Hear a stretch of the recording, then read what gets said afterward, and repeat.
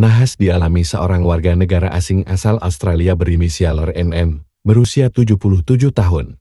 Wanita itu terjatuh dari tangga di Pasar Pantai Sindu, Sanur, Denpasar Selatan, pada Minggu, 31 Maret tahun 2024.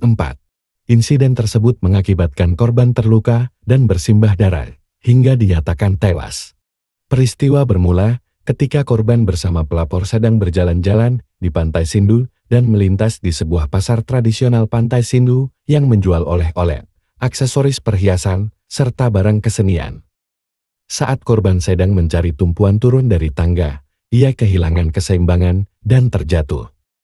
Apes tubuh korban menimpa dinding kaca sebuah toko sampai pecah, sehingga korban mengalami luka sayatan dari kaca yang sampai bersimbah darah dan duduk di dekat tangga. Warga yang melihat hal itu pun berusaha membantunya, serta memanggil pelapor. Korban dibawa menuju rumah sakit Bali Mandara, namun sayang nyawa korban sudah tidak tertolong. Keesokan harinya, anak korban melaporkan kejadian ini kepada petugas Polsek Denpasar Selatan.